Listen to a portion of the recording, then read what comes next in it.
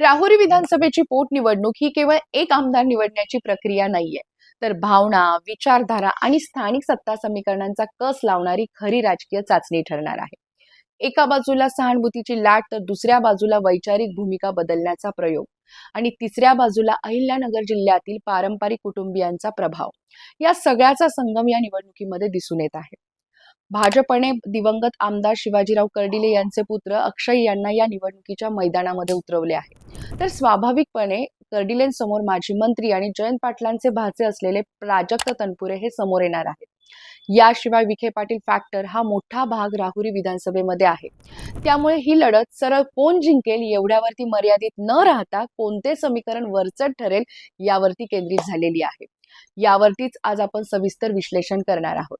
नमस्कार, मी सायली नलवडे कविटकर आणि आपण पाहताय विश्लेषण वाईब. राहुरी विधानसभा पोटनिवडणुकीसाठी भाजपने अक्षय कर्डिले यांना उमेदवारी जाहीर केली आणि ही घोषणा होताच तिथलं राजकीय चर्चा तापली. अक्षय यांच्या या उमेदवारीमुळे भाजप स्पष्टपणे इमोशनल कार्ड खेळत आहे, तर दुसरीकडे माजी मंत्री प्राजक्त तनपुरे यांचा नेमका रोल काय असेल याबाबत मोठी उत्सुकता निर्माण झालेली आहे.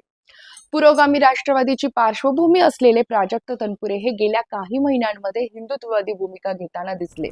त्यांनी भाजप नेतृत्वाची स्तुती केली आणि संघाशी संबंध वाढवल्याची देखील चर्चा रंगलेली आहे.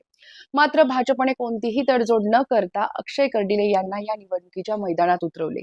यामुळे तनपुरे यांचे राजकीय भविष्य नेमके कसे असेल हा प्रश्न उपस्थित झालेला आहे. याशिवाय माजी खासदार सुजय विखे पाटील यांनी सर्व्हेमध्ये माझं नाव नंबर 1 वर आहे अशी गुगली टाकली, ज्यामुळे जिल्ह्यातील गणित अधिक जटिल झाले.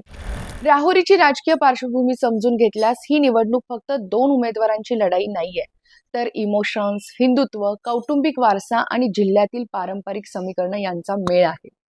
2024च्या विधानसभा निवडणुकीमध्ये शिवाजीराव कर्डिले यांनी प्राजक्त तनपुरे यांना 34,487 मतांच्या फरकाने पराभूत केले होते. कर्डिले यांना 1,35,859 मतं मिळाली होती, तर तनपुरे यांना 1,01,144 मतं मिळाली होती. ही लढत काटेरी होती, पण भाजपने मोठ्या फरकाने बाजी मारली. आता शिवाजीराव कर्डिले यांच्या निधनानंतर रिक्त झालेल्या या जागेवरती 23 एप्रिल 2026 रोजी मतदान होणार आहे. यात प्रमुख मुद्दा असा आहे की अक्षय कर्डिलेंची उमेदवारी आणि भाजपचे इमोशनल कार्ड. भाजपने अक्षय कर्डिलेंना उमेदवारी देताना कोणतीही चर्चा किंवा तडजोड केलेली नाहीये. उमेदवारी जाहीर होताच अक्षय यांच्या आईचा कंठ दाटला आणि संपूर्ण कुटुंब हे भावूक झाले. ही दृश्य सोशल मीडियावरती प्रचंड व्हायरल झाली. भाजपचा हा धोरणात्मक निर्णय हा स्पष्टपणे सहानुभूतीची लाट निर्माण करण्यासाठीचा आहे. 2024च्या निकालाच्या 55% वोट शेअरवरती सिंपतीची भर पडल्यास अक्षय यांना विजय मिळणे सोपे जाईल, असं भाजपचं सोपं गणित दिसतंय.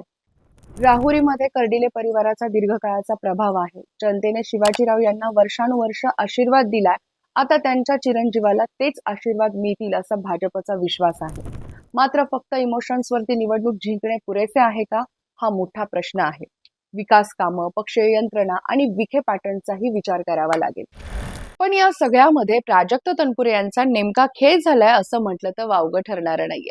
प्राजक्त तनपुरे हे राष्ट्रवादी काँग्रेस शरद पवार गटाचे माजी मंत्री आहेत. 2019 मध्ये त्यांनी राहुरीतून विजय मिळवला होता, तर 2024 मध्ये मात्र त्यांना पराभव हा स्वीकारावा लागला. गेल्या काही महिन्यांमध्ये त्यांची राजकीय शैली बदलल्याचं दिसलं. त्यांनी हिंदुत्वाचा मुद्दा पुढे केला, संघाशी सक्रिय संबंध वाढवले आणि त्याचबरोबर ती मुख्यमंत्री देवेंद्र फडणवीस यांच्या कामाची स्तुती देखील केली. यामुळे तनपुरे भाजपमध्ये जाणार अशा चर्चा जोरदार रंगल्या. मात्र तनपुरे यांनी स्पष्ट केलं की ते भाजपमध्ये जाणार नाहीत आणि पक्षातील कार्यकर्त्यांशी चर्चा करून ते निर्णय घेतील. महाविकास आघाडीकडून त्यांना पुन्हा तिकीट मिळण्याची देखील शक्यता आहे. जर त्यांनी अपक्ष किंवा वेगळ्या पक्षातून लढा दिला तर ते हिंदुत्वाची झालर पांघरून ते काही मार्जिन काढू शकतील. पण भाजपने अक्षय यांना उमेदवारी देत तनपुरे यांना मोठा धक्का दिलेला आहे. तनपुरे यांची पारंपरिक वोट बँक आणि पुरोगामी मतदार यांच्यातील संतुलन आता कठीण होईल. पण या प्रक्रियेमध्ये सुजय विखे पाटील यांची गुगली अनेकांना बुचकळ्यात टाकून गेली. माजी खासदार सुजय विखे पाटील हे नगर जिल्ह्यातील प्रमुख नेते आहेत. राहुरी पोटनिवडणुकीबाबत त्यांनी सर्व्हेमध्ये माझे नाव नंबर 1 वरती आहे असे विधान केले होते. यामुळे जिल्ह्यामध्ये चर्चेला उधाण देखील आले. मात्र नंतर त्यांनी स्पष्ट केले की ते स्वतः लढणार नाहीत आणि पक्ष जो उमेदवार देईल त्याच्या पाठीशी उभे राहतील. सुजय विखे हे भाजपचे राज्याचे उपाध्यक्ष आहेत आणि त्याचबरोबर ती पालकमंत्री राधाकृष्ण विखे पाटील यांचे ते चिरंजीव देखील आहेत. राहुरीमध्ये विखे परिवाराचा मोठा प्रभाव आहे, म्हणूनच त्यांच्या गुगलीमुळे पक्षांतर्गत चर्चा देखील वाढली. पण अखेर भाजपने अक्षय कर्डिले यांच्यावरती विश्वास ठेवला आणि यातून अहिल्यानगर जिल्ह्यातील कर्डिले, तनपुरे, विखे यांचे जटिल समीकरण समोर आले. आता वळूयात संभाव्य परिणाम आणि राजकीय गणितांकडे. राहुरीमध्ये 3 मुख्य परिस्थिती निर्माण होऊ शकतात. पहिली परिस्थिती, अक्षय कर्डिले इमोशनल वेव्ह आणि भाजपच्या संघटनात्मक ताकदीने सहज विजय मिळवतील. दुसरी परिस्थिती म्हणजे प्राजक्त तनपुरे महाविकास आघाडीच्या ताकदीने आणि आपल्या पारंपरिक बेसवरती चांगली लढाई देतील. तिसरी परिस्थिती म्हणजे जर तनपुरे अपक्ष उभे राहिले किंवा तिसरा पर्याय आला तर मतांचं विभाजन होऊन अनपेक्षित परिणाम देखील होऊ शकतो. पण या निवडणुकीतील मुख्य फॅक्टर्स म्हणजे सहानुभूती आणि हिंदुत्व विरोधी पुरोगामी मतं. त्याचबरोबर ती विकासाचे मुद्दे आणि विखे पाटील इन्फ्लुएन्स, हेही मुद्दे दुर्लक्षित करून चालणार नाहीयेत. 23 एप्रिलला मतदान आणि 4 मे रोजी निकाल लागणार आहेत. पण ही निवडणूक ही केवळ राहुरीपुरती मर्यादित नाहीये, तर महाराष्ट्रातील महायुती आणि महाविकास आघाडी यांच्यातील वर्चस्वाची लढाई देखील आहे. राहुरीची राजकीय गणितं नेहमीच अनपेक्षित वळण घेतात.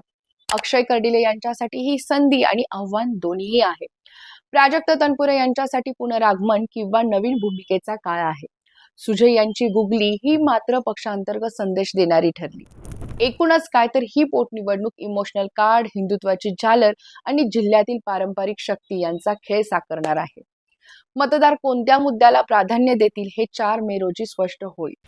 विखे पाटील फॅक्टर या समीकरणामध्ये किंगमेकर ठरू शकतो. त्यामुळे हा निकाल केवळ एका मतदारसंघाचा निर्णय ठरणार नाहीये, तर महाराष्ट्रातील पुढील राजकीय प्रवाहाची दिशाही ठरवू शकतो.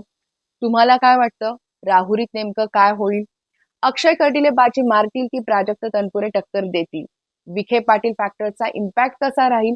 तुम्ही तुमची मतं कमेंट बॉक्समध्ये नक्की नोंदवा आणि असेच विश्लेषणात्मक व्हिडिओज पाहण्यासाठी विश्लेषण वाईब या आपल्या YouTube चॅनलला नक्की सबस्क्राईब करा. पुन्हा भेटूया नव्या विषयासह. तर जय महाराष्ट्र.